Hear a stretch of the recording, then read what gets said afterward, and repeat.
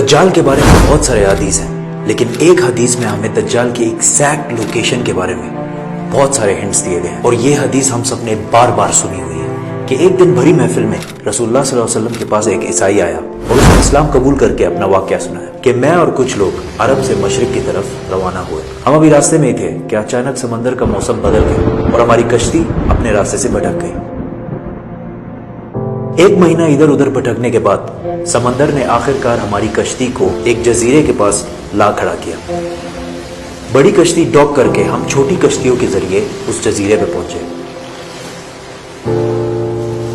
اور وہاں ہماری ملاقات ایک عجیب قسم کے مخلوق سے ہوئی جو بالکل کالا اور جسم پر بہت زیادہ بال تھے اس کے، اور اس نے اپنا نام جساسا بتایا. ہم نے اس سے پوچھا تم کیا چیز ہو، کیا مخلوق ہو؟ اس نے بولا مجھے چھوڑو، وہ ادھر ایک مندر ہے، ادھر جاؤ، وہاں ایک شخص تمہارا بہت شدت سے انتظار کر رہا ہے. اندر ہم نے ایک شخص کو زنجیر میں بندھا ہوا دیکھا اور اس نے ہم سے 3 سوال پوچھے کہ مجھے بیسان کے درختوں کے بارے میں بتاؤ، کیا اس میں کوئی فروٹ پھل وغیرہ ہے؟ ہم نے کہا بالکل، وہاں بہت فروٹس پھل وغیرہ ہے. اس نے کہا بہت جلد وہاں کچھ بھی نہیں ہوگا. پھر اس نے پوچھا مجھے لیک آف تبریہ کے بارے میں بتاؤ، کیا اس میں پانی ہے یا نہیں ہے؟ ہم نے کہا وہاں بہت پانی پڑا ہوا. اس نے کہا بہت جلد یہ بھی خشک ہو جائے گا. اور پھر اس نے کہا مجھے اس امی پیغمبر کے بارے میں بتاؤ، کیا کیا ہے اس نے ابھی تک؟ ہم نے بتایا کہ وہ مکہ سے نکل کر مدینہ میں آباد ہو چکا ہے.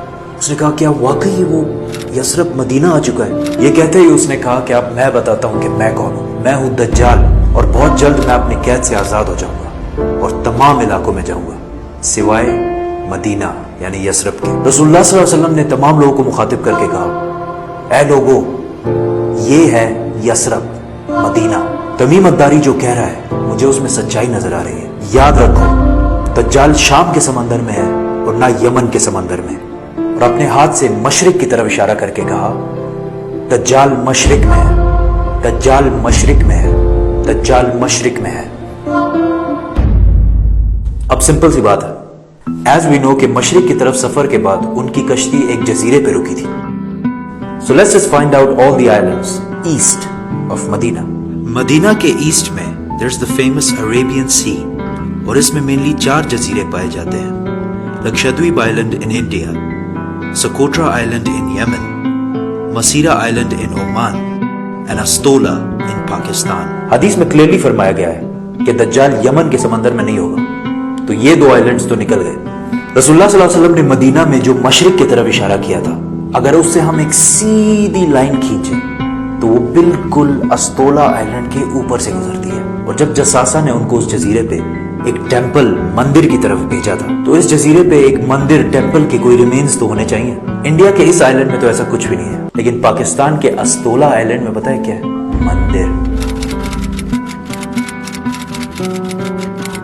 لیکن یہ تو 1450 سال پرانی کہانی ہے. مندر تو ابھی 40-50 سال پہلے بنا ہوگا. 2000 سال پرانا مندر. اور مندر بھی کس کا؟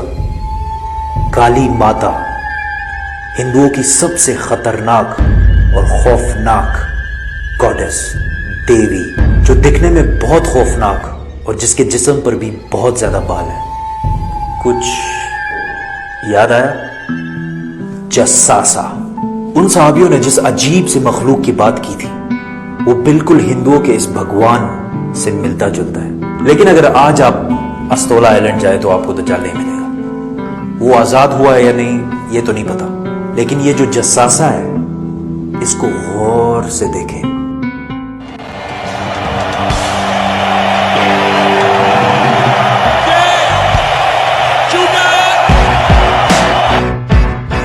نائنٹین 1970 کے امریکن میوزک انڈسٹری کے سب سے بڑے بینڈز میں سے ایک بینڈ رولنگ سٹونز ہے.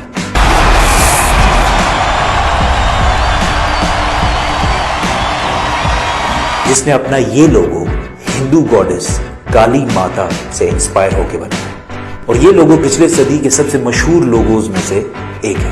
اور رولنگ سٹونز بینڈ کو one of the greatest of all time مانا جاتا ہے.